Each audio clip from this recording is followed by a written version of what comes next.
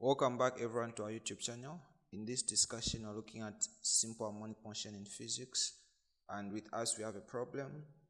The problem we have is of a block which is suspended on a spring having a spring constant of 500. And from what we have, we're taught to say a bullet from direct below is fired, and the speed at which this bullet is moving at is 150 meters per second. So after this bullet is being fired, it hits the block, and from what we have here, we have that it gets to be embedded in the block. By this we mean it gets to be stuck in the block. And after that, what we know is the block was initially at rest. So after being fired, or rather after being hit by the bullet, it will be displaced from the initial position. Now, since the block and the bullet are now as one mass, one body, what will happen is that they will move together with a single speed. And in this case, this speed will be less than this one for the bullet, which is 150 meters per second.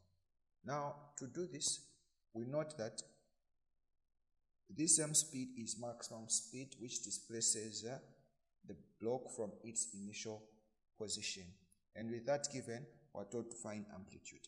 Now, amplitude, as we know it, is simply the maximum displacement from the mean position. As you can see, the displacement is maximum, meaning amplitude, and also the velocity would definitely be maximum.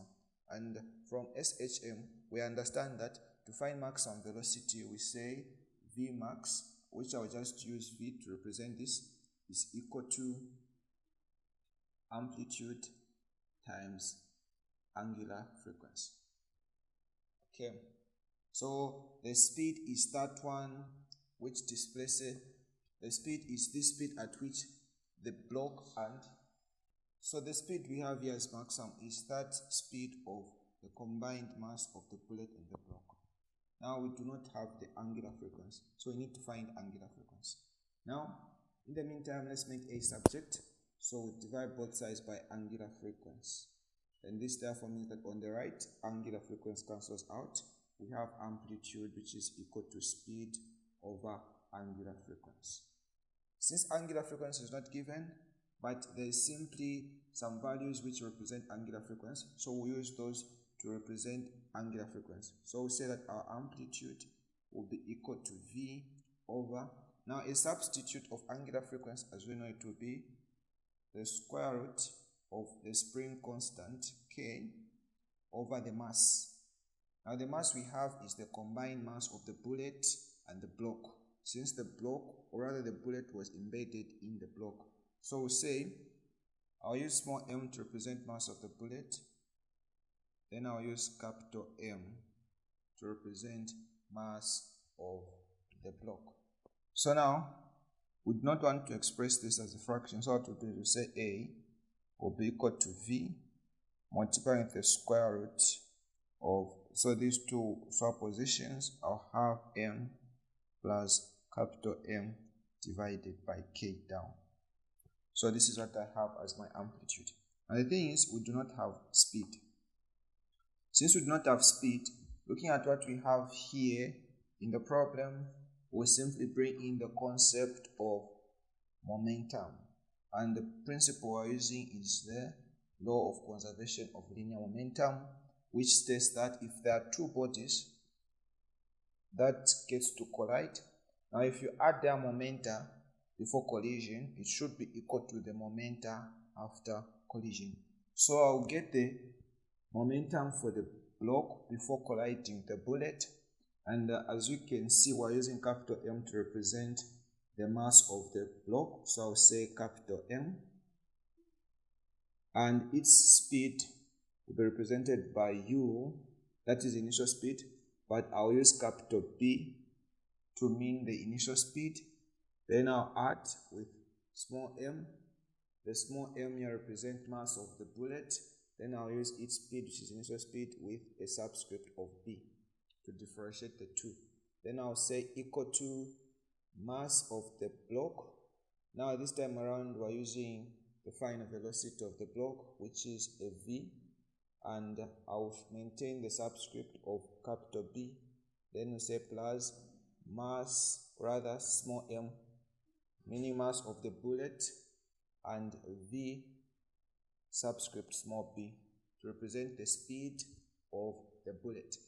Now, if we go by this statement, we've been told to say the bullet, which is moving at the speed of 150 meters per second, becomes embedded in the block, meaning that these two, after collision, are moving as a single body with one speed. So we'll let VB capital and VB small to be the same, and it will be represented by a V. So from here, as you can see, before the block being hit by the bullet, it was initially at rest. And since it was at rest, we'll have that its speed before colliding with the bullet will be a 0. And this therefore gives us our expression to be this part on the left to be equal to mass of the block to multiply with the speed. So the speed is V, since these two are moving as a single body. Then plus small m and then V. From here, we'll get to factorize V, being that it is common on the right. We maintain the left in the meantime. Equal to, so factorize V, you get capital M plus small m. From here, divide both sides by the sum of the two masses so as to make V subject of the formula. So this and that part cancels out. We now have our speed to be equal to mu small b, meaning the speed of the bullet, over mass of the block plus mass of the bullet. So since we have it all, what we now need to do is substitute the values which have been given. And now we'll say that our V will be equal to mass of the bullet is 50 grams, converting to kgs gives us 0.05, multiplied by the speed of the bullet is 150 meters per second, over mass of the block is 4.0 kgs, then plus mass of the bullet is simply 0.05. Computing this gives us 1.85 meters per second. So this is the speed, which is maximum, the speed through which the bullet and the block combined together are moving at. Now from here, since we have our speed, we'll come and substitute here. So we say that our amplitude will be equal to, remember we're solving A, so our amplitude will be equal to the speed which we have as 1.85 multiplied by the square root of, now the two masses, when you sum them up, they give us 4.05, then divided by the spring constant, which is a 500 newtons per meter. And computing this, we simply have 0.167 meters as our amplitude. And this is how we solve part A of the problem. We now move to part B. Now we're told to find the fraction of the original kinetic energy of the bullet which is transferred to mechanical energy of the harmonic oscillator. So what we'll do is this. We'll let the kinetic energy of the bullet be represented by this notation. And that one for the harmonic oscillator to be like this. Since the particle was moving, so the energy is simply kinetic. So what we'll do is we'll let the notation Ke small b to represent the kinetic energy of the bullet, and that one for the harmonic oscillator be represented by Ket, being that it was moving, so the energy is kinetic. Now from the question I've been told to say kinetic energy of the bullet is transferred to that one for the mechanical harmonic oscillator. That one for the mechanical energy of the harmonic oscillator. So as a fraction, this one we presented as our numerator and this one as our denominator. So we'll find the formula for this one, of which kinetic energy as we know it is obtained by saying half Now the mass we have is the combined mass of the bullet and the block, of which in this case is m plus capital M, and the speed, which is v squared, the maximum speed we had obtained. From here, we substitute the values which we have, and this is half, multiplied by 4.0, then plus 0.05. And the speed from what we obtained in A is simply 1.85, and then we square. So computing this, we simply obtain 6.93 joules.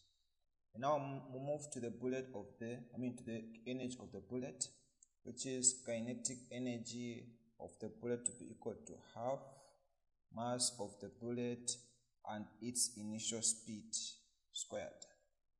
So this now gives us half times our mass, which is 0.05, multiplied by the speed is 150, then we square.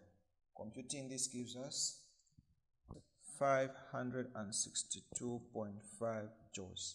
Now since it's a fraction we're looking for, our fraction will now be equal to the total energy, which is 6.93 joules, divided by that one for the bullet, which is 562.5 joules. Being that this is a ratio, the units will cancel, and thus we get our fraction to be 6.93 over 562.5, and the problem is done. See you in the next video.